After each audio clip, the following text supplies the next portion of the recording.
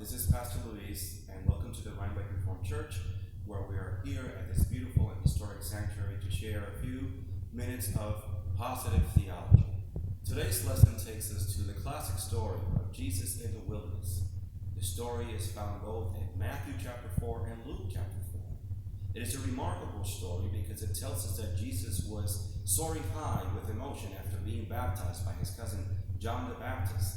And at that episode, he experienced a dove hovering over his head, and the booming voice of God validated him publicly by saying, "This is my only son in whom I am pleased." But shortly after that milestone moment, we're told that he is swept by the Spirit into the wilderness. Many of us can relate to Jesus. We are soaring high with our emotions and we have plans for the future, but sudden life thrusts us into places and environments we never expected to be or bargained to be. In Jesus' case, he was in a battle with a cosmic force named as the devil, where he was afflicted by 3 temptations.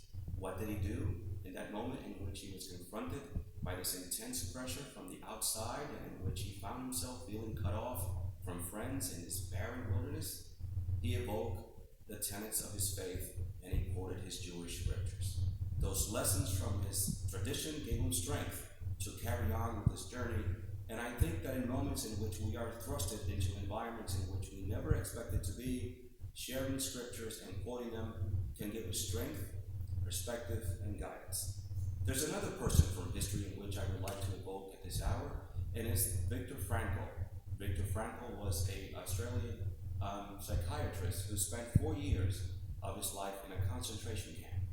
And he wrote a wonderful book, and one of the quotes that he shared in that book goes as follows: "It does not matter what we expect from life, but rather what life expects from us. Sometimes we need to stop asking about the meaning of life and instead think of ourselves as those who were being questioned by life hourly and daily."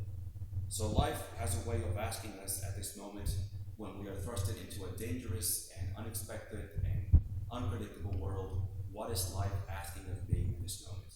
And Jesus knew how to answer that question by dealing with his faith. The second and final point in that story, which is remarkable, is that after Jesus engaged his temptation, we are told that he was accompanied by angels that gave him strength and ministered to him when he was exhausted. Many of us think of the word angel as being those divine creatures that come from above, invested in white robes with a halo hovering over their heads and wings spread in their back. But the word angel in Greek means angelos, which means to perform a public function or a personal ministry. And I think that many of us during these times in which others may feel immeasurable stress and exhaustion from not knowing where they're going to turn can perform an angelic ministry by comforting others and by being a blessing to others. So, what can we take away from this moment of practical theology? That when our lives are taken into the wilderness, we can trust the scriptures of our faith. And second of all, God is so faithful that he always surrounds us with angels, people who will perform an angelic ministry to give us strength for the journey that lays ahead. Now we turn to Caleb for some words or music of encouragement.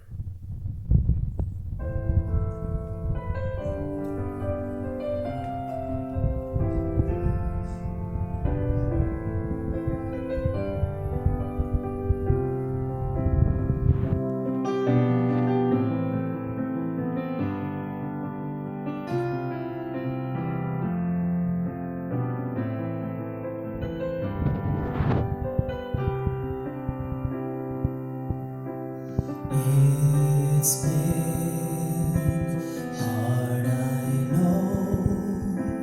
Life has thrown you a few or more blows, maybe. Even now, you're struggling through one of the darkest hours you've ever known. Have you thought out loud, I just can't go on, while your tears pour down, asking if God is even there? I know what it's like to wrestle with despair. Don't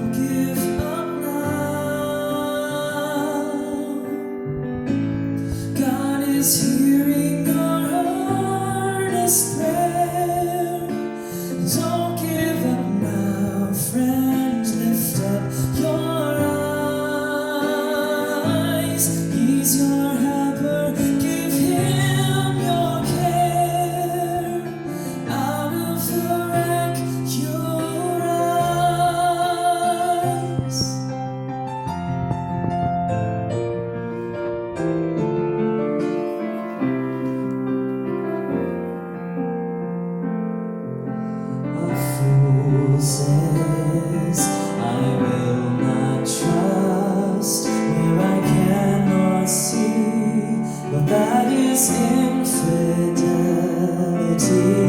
Think on God, not on your fears. He'll care for you. Dare to trust Him and believe.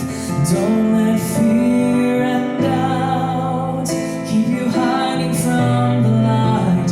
God says seek Him first, and He will make everything alright. God will bring you out for the sake of His name in His perfect way. God is hearing your earnest prayer. Don't